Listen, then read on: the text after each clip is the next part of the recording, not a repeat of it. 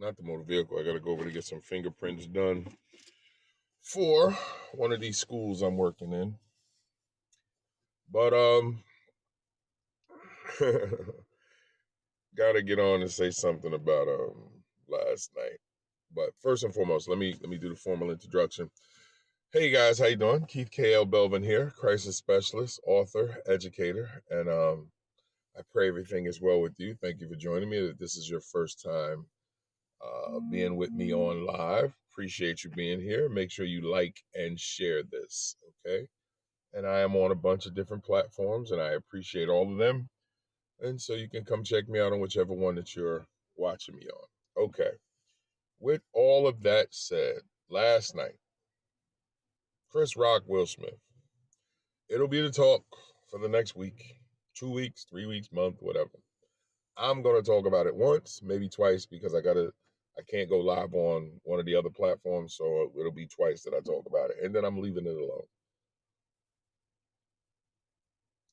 I want to say this right now. Both Chris Rock and Will Smith were wrong. Let me just say that. I don't want to get well deep into the whole conversation without making the disclaimer right at the beginning. Will Smith and Chris Rock was wrong. Will Smith even more so wrong. Yeah, I said it. And I'm going to tell you why. Well, I'm going to go to Chris Rock first. First of all, Chris Rock was insensitive. And we seem to live in this world now where insensitivity for the sake of pleasing a small group or a bigger group, whichever one, is okay at the detriment of the butt of the joke, as they say. In this case, he's a comedian, so it actually was the butt of the joke. But insensitivity has been baked into the cake now for some time. And we seem to not care about other people's feelings. We seem to not care about other people's situations. And as long as I can get the desired outcome, I'm okay. If I get 1,000 laughs but hurt 10 people, okay. If I get 1,000,000 laughs and hurt 100 people, okay. Because anybody who knows anything about television, everything is pre-done. Where you're going to sit, where you're going to be at a certain time. You actually have folks behind the scenes making sure you are right where you need to be. Your jokes are already done. Nothing's off the cuff. And if it is, it's very, very minuscule.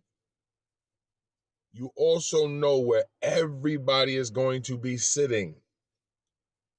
So when you designed that joke, it was with the idea that it might be edgy, maybe even hurtful to Will and Jada, but I'll get the millions of laughs. I'll apologize to Will later. I'll apologize to Jada later.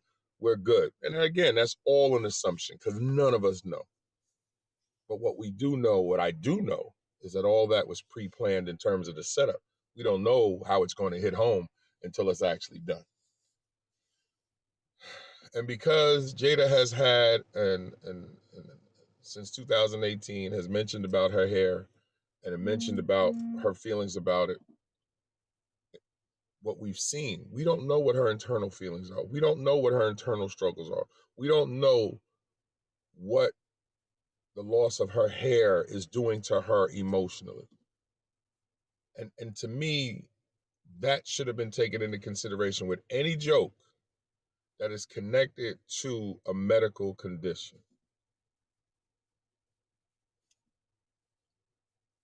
And because I read a ton of autobiographies, I just got finished John Thompson's. I'm reading David Goggins now, the Navy SEAL, Magic Johnson. I got Carmelo Anthony's anthology. Autobiography, and I've read Malcolm X's, and you name it, I've read a bunch. And I always find it interesting of what you learn. Oh, Oprah Winfrey also in her book when she was struggling with losing weight. And one of the things that I always remember going back to Oprah's book, she said she remembers sitting at an awards show, just like the Oscars. And she remembered dreading that if she won the award, because the skirt that she was wearing kept riding up and it was up to her thighs and just above her private areas. And she felt so uncomfortable at the weight that she was at, and she was praying that she didn't win. And then when she said she won the award, she said it was now having to get up and squeeze past people and to walk up on stage and to have every eye on you and everything else. And she's like, it was just heartbreaking, but you have to.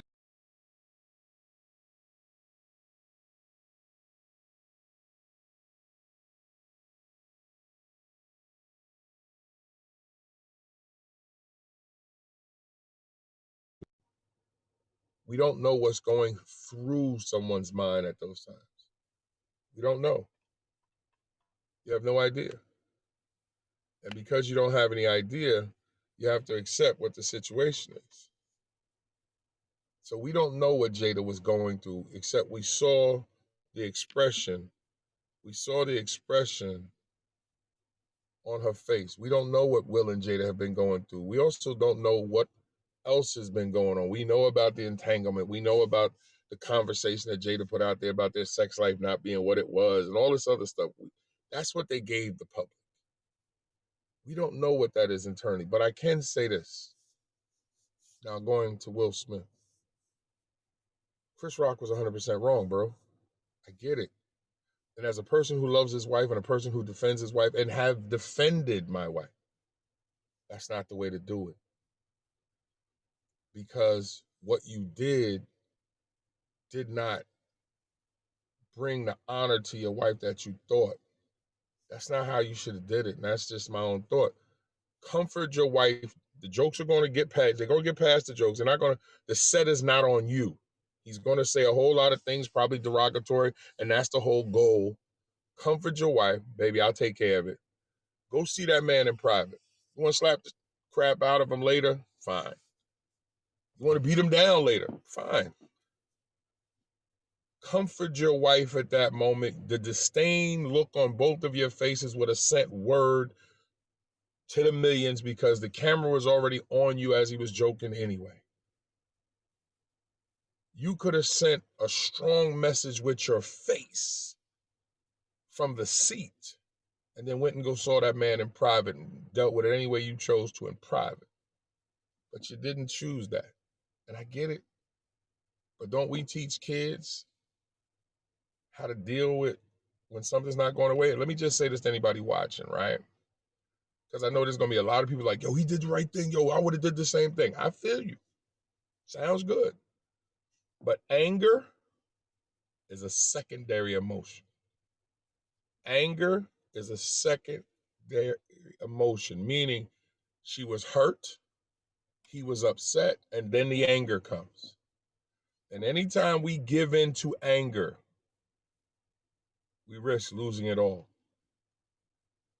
They were hurt. That was the initial emotion. Anger then followed. He then charges up on stage and slaps the man in the mouth. So now you've committed a crime. Now we're like, I'm glad Chris Rock didn't press charges. Do you know in some states, the victim doesn't have to press charges? The law can press charges because they saw the crime. Did you know that? And I don't know if they were in one of those states. And how does that help Jada? How does that make her more comfortable? So I get it. I understand your wife is hurting. Your wife is upset. The joke was bad. Got it. Comfort her. Comfort her. And then say, baby, I'll deal with that later. And on the outside of all of that, right? It was the biggest night of both of your lives, but the biggest night of your life too. You finally got the award that you were after. And this is secondary. This is not the major thing. And you just threw all the hoopla out of the window that you would have had from that and what you could have did with that, because now for the rest of your existence, it'll be what you did at that moment that will override what you did to get the award. For what? Anger? And I hear a lot of people going, oh, the West Philly came out. Who cares? Because if that's the case, if y'all going to say, oh, the West Philly come out, well, Chris Rock is from Brooklyn. You think it's going to be that difficult for him to go find some hoodlum ass niggas to pay some money to let them go do something? That's why it don't make no sense. So what, where he's from? Has nothing to do with poor behavior. You're hurt. I get it, bro. You've been through a lot. You had your wife publicly announce to the world, I slept with our son's friend. And you had to stand there and take it. Then you hear later on, she comes out and says, your sex drive ain't what it used to be. And you got to take it. I get it. I don't get the sex drive thing. I'm still doing pretty good. I'm a chubby dude. But whatever it is, that's not the time. That's not the way. And another thing too, guys, when the men and women at the higher levels start to act like our brothers and sisters on the lower levels, we're losing. We're losing. When our entertainers who are at a higher level where they can make the differences in a lot of lives start to act like those common thugs, we're losing. Do y'all know that a director of color put the show together last night for the Oscars? You know, Oscars trying to be politically correct. We got to do something. We got to give something back to these folks of color that we've been ripping off all these years, which we all know. And then this happens. You turn it into the damn Source Awards. Shout out to the Source Awards. Y'all remember, fight every award show. So how does this now affect the brothers who put the work on, who put things in place? We don't even talk about that, right? We don't talk about it. A man of color put everything together, and on his watch, two of the most well-known men of color get into a situation on his watch. So does he get invited back now? Or does it don't matter now? That's that insensitivity I was mentioning. Guys, we've reached a very, very dangerous place, and I don't think we can come back from it. And I'm not talking about just last night. I think in general, we have reached a point where we don't count the cost of what we do anymore. And then we justify it. We don't count the cost of what we say anymore. We just say it. And then hide behind, somebody got to say it. Somebody needs to hear this. I'm just telling the truth. That man, Brother Will Smith, hurting, got up on stage and slapped another man in the face. There's no bigger disrespect than slapping a man in the face. Plus, there's no bigger disrespect than disrespecting a man's wife. So we had two brothers of color literally embarrassed themselves. How are we winning? Then we have to have some of our other well-known men of color come to try to calm down that man of color.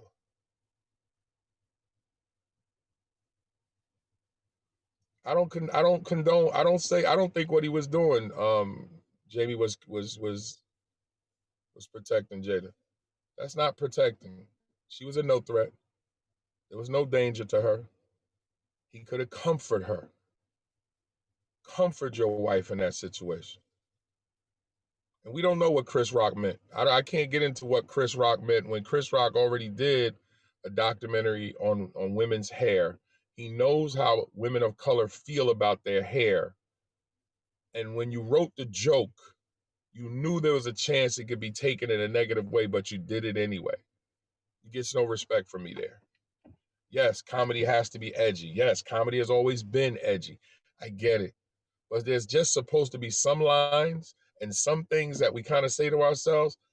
That's something I'll save when it's just me and a whole lot of us people of color in the room. We've gotten too comfortable with just being insulting to each other with others sitting around and laughing as if it's okay. I'm not with that. Both was wrong to me last night, brother Jay. You don't attack that man's wife, even in what you think is a simple joke, and you don't go up on stage and attack that man because it's just stupid. And now you have the whole world talking about this, and many more people get hurt. We don't know if the director of color now gets an opportunity to come back. We don't know if Chris Rock now gets invited back as a host. And we don't know if you want to consider that standing up for. No, that's not standing up for when you make a worse situation. The joke was already done. You didn't stop him in the middle of the joke. You already put a face on. You were actually nervously laughing before. Okay, you didn't like the joke. Listen, I get it. But those two have been in the public eye for years. You publicly went out and let the world know you cheated with your son's friend. So this joke sends you over the edge. She came out publicly and the two of you discussed sexually you not doing your thing at your age. But this joke sends you over the edge? Come on, man. We're better than that. Was it wrong? Yes. The joke was wrong.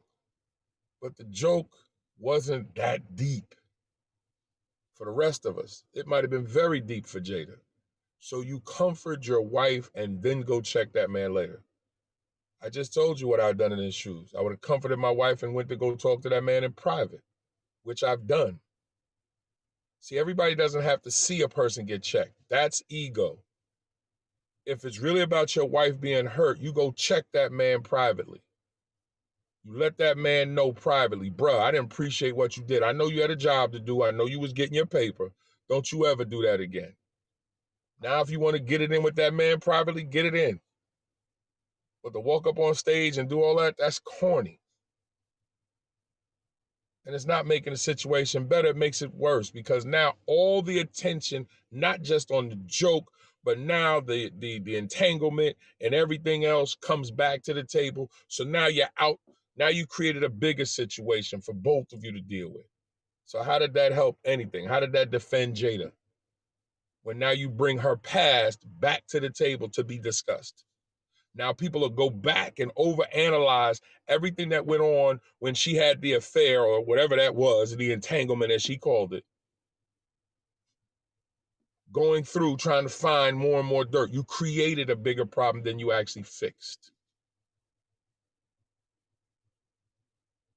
So for me, I sit, I reach out, my face on national television would have let the world know I did not appreciate what Chris Rock did.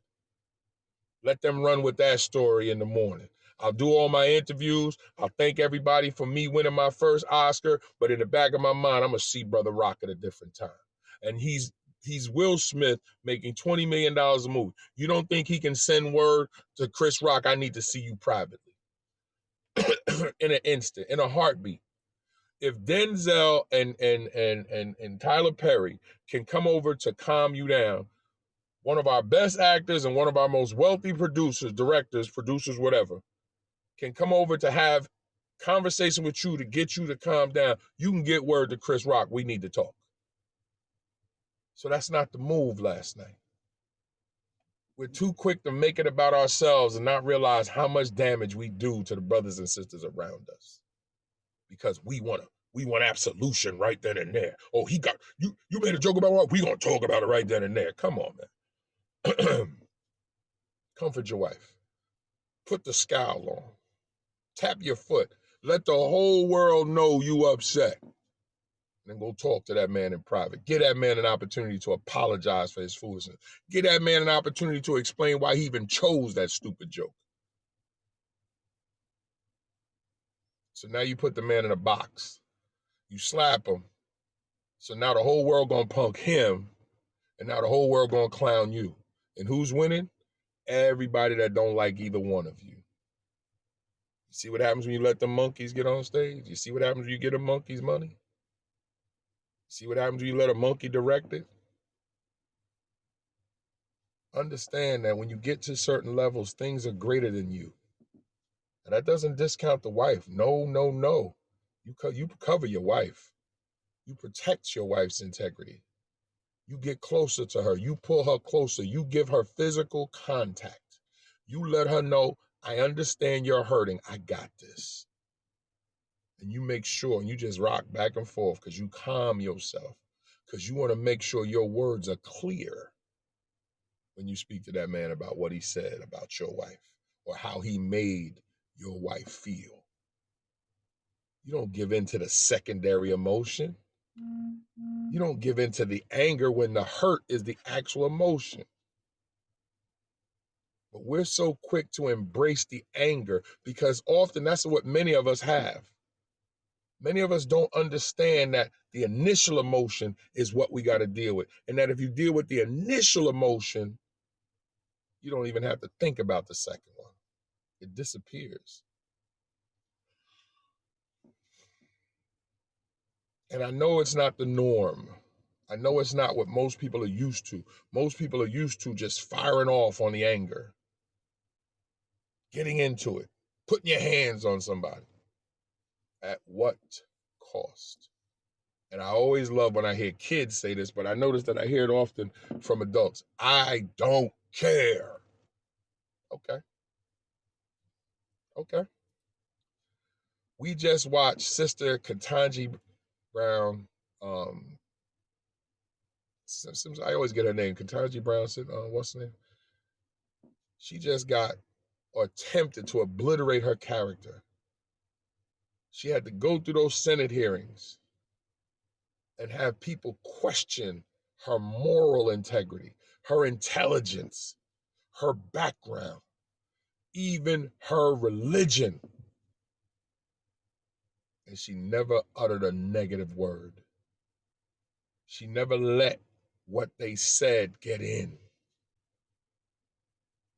They asked her dumb question after dumb question, insinuated after one thing after another, blatant racism, with her family sitting right behind her. And the sister never folded. So don't tell me that we can't deal with it. Now, you don't think she cried in private? You don't think she was blowing up in private? You don't think that she was feeling some type of way? Of course she was, but her idea was the assignment is to get that seat on the Supreme Court because I can do more from that seat than this seat. That's what I mean about controlling yourself and deal with it at a different time. Deal with it in private. Understand, as the stupid quote that I get tired of hearing, I understood the assignment. Did you? Do you? Because you got to see it just a few days ago. And then what you saw last night wasn't it. So again, everybody's going to have their opinion. Like I said, I'm only going to speak on this one other time. I got it on one of the other apps that I'm on. I'm going to tell you as a professional counselor, as a husband, as a man who used to have some of those same anger issues. Your whole life, your whole life can change in one moment when making a decision that you didn't think through. I've been there. I have been in Will's seat. I have been in Will's seat. I'm doing good, bro. I have been in Will's seat. I've been in Jada's seat, and I've been in Chris Rock's seat. I have been the person who has made some very disrespectful comments and have placed people in situations where I made them feel uncomfortable. I have been in Jada's seat where I have heard things that have made me feel horrible at times that I just didn't think I needed to feel that way. And I have definitely sat in Will Smith's seat where you see someone that you love hurting, and then the conglomerate, immense feelings of everything going on comes in through a small window and it's squeezed in, and you're like, what are you going to do? And you want to. And I've made some of those same silly moves. But I can tell you this: the higher the level, the greater the devil. But you have to match that with stronger faith, stronger calm. The greater you become, the more you risk. Now, is this going to hurt overall? I believe so. Because I know how white supremacy moves. They will use any excuse to exclude someone of color. Any excuse. And we have to be very careful when we make these moves, how many doors we slam shut. So yes, you might be on heat. Will Smith probably will never have to work again. It's probably well off. But how many young brothers and sisters behind him now may not get certain opportunities? And you may go, come on, Keith, it ain't that deep. Really? That's what some folks want you to believe. That's what the devil wants you to believe. He wants you to believe that it's never that deep. It's never that bad. It's okay. I work with young men. And when I sit down and try to get them to understand that the moves that they make can affect their lives for the rest of their life, am I now supposed to sit with them tomorrow and say, when you have a disagreement or the man say something, it's okay to go slap the man in the face? Is that what we telling kids now? This how we telling kids to deal with their problems? You felt offended, so it was okay for you to go put your hands on somebody? Is this what we're teaching children? Please tell me. Please tell me, because I know it's not. I know it's not what parents are telling their children, so then how is this okay? Because they're adults? Okay, I hear it. I hear you. And you are entitled to your opinion, and I will not debate you on your opinion. I will not debate you on if you feel wasn't nothing wrong with Chris Rock telling a joke, wasn't nothing wrong with Will Smith smacking his woman, Jada's phony because she went out and was out here sleeping with somebody. I am not going to debate you on your opinion. You know why? Because you're entitled. You are. I'm not going to tell you you're right. I'm not going to tell you you're wrong. I will tell you if I don't agree with you, but you are entitled to feel and think whatever you want. But for me, do you know, let me tell you what's crazy about it, right? I was up late last night because I go to bed late. So I started seeing the buzz on TikTok and I started seeing the buzz on social media. And they're like, oh, and of course you see the hashtag, oh, Will Smith. I was like, what? When I watched the video, I always make sure I see the video before I draw any type of conclusion. I watched the video and the first emotion that I felt was sadness. The first was sadness. Not even shock, sad, like, damn, bro, what? I was like, why, bro? Why? So whatever this becomes, it becomes. But I've seen some weird things happen. And I'll give you an example. And it's the same, but I'll give you an example how just sometimes things just don't line up the way it's supposed to. Eddie Murphy, right? When Eddie Murphy did Dreamgirls, he was outstanding. He was up for the Oscar, Best Supporting Actor, and was going to win it. He then releases Norbert, which is funny. Has a lot of all of our people in it. But he released it, and people automatically used that as an excuse to take the Oscar from him. And that's what I mean by if you give folks who don't like people of color a little bit, they will use anything they can to try to put you in a subservient position. I don't know what this is going to do for Chris Rock, the director, and I need to learn the director's name. I hate to not use people's proper name. And again, Sister Katanji, I apologize. I will learn your name. I need to learn it and will learn it. But I don't know what this is going to do to Will Smith's career, who he had already revived it with this role because he had a lot of other good. Like, I like a lot of his movies, even though nobody else does. Tiff just watched Collateral Beauty the other day and liked it. I thought it was a good movie. Bombed at the box office. I liked 6 Pounds. Bombed at the box office. I thought After Earth could have been better, but I enjoyed it with him and his son. Bombed at the box office. And he had a string of bombs. But what no one talks about is him owning his own production company Bel Air is doing well. He has a line of clothing and everything else that's going on. He finally gets to the mountaintop and gets the Oscar. And we do this. Comfort your wife, bro. Talk to that man in private. Slap the man in private if you have to. Get your point across. That just wasn't the way. All right, guys, I got to get ready to go. I got to go over to the fingerprinting spot, and so I can turn these papers in. And to anybody watching, think before you make a move. Consider the damage. The Bible says count the cost.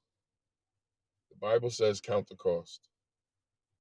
And if more of us would do that, if more of us would understand the short-term and long-term implications of our actions, then maybe some of us don't do what we do. But if you need help, if everything that I talked about you're uncertain of, or you're just struggling with some things, or you're like, Keith, I just don't know how to get to the points you're talking about, reach out. Let's talk. I'm here.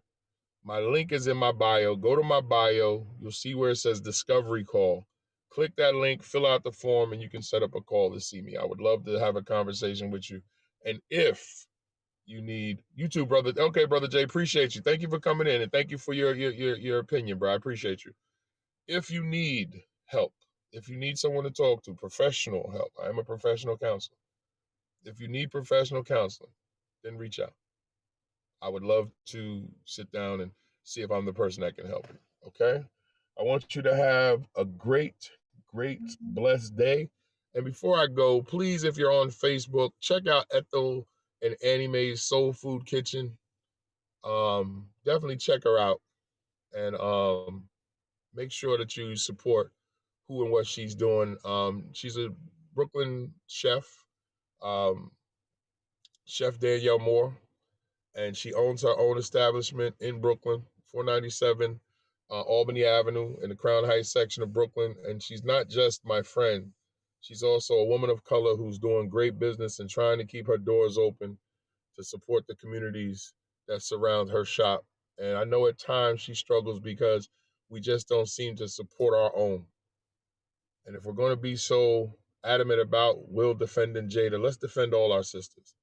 Let's defend our sisters who are entrepreneurs, who have to deal with a whole lot of foolishness just being sisters who are entrepreneurs. Let's be it all. Let's do it all. So shout out to Chef Danielle Moore. Make sure you check out her page.